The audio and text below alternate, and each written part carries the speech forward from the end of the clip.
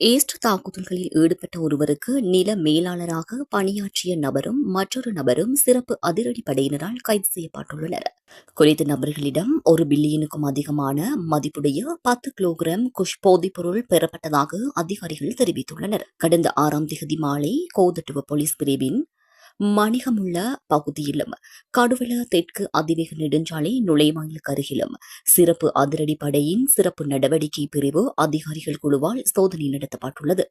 அதன்போது கடத்தல் மூலம் பெறப்பட்டதாக சந்தேகிக்கப்படும் 5 கிலோகிராம் 154 கிராம் குஷ் போதைப்பொருள், ஒரு கையடக்க தொலைபேசி மற்றும் 1 லட்சம் ரூபாய் பணத்துடன் ஒரு சந்தேக நபர் அங்கு கைது செய்யப்பட்டுள்ளார். இதன்போது கடத்தல் மூலம் பெறப்பட்டதாக சந்தேகிக்கப்படும் 5 கிலோகிராம் 106 கிராம் குஷ் போதைப்பொருள், ஒரு கார் மற்றும் 1,50,000 ரூபாய் பணத்துடன் மற்றொரு சந்தேக நபர் கைது செய்யப்பட்டு கோதட்டுவ போலீசாரிடம் ஒப்படைக்கப்பட்டுள்ளார்.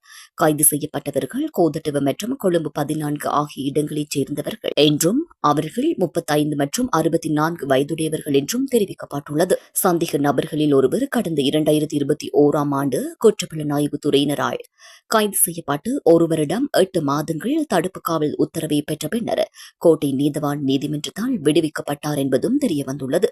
இந்த நபர் ஈஸ்டர் தாக்குதல்களில் ஈடுபட்ட ஒருவருக்கு நில மேலாளராகவும் பணியாற்றியதாகவும் தெரிவிக்கப்படுகின்றது.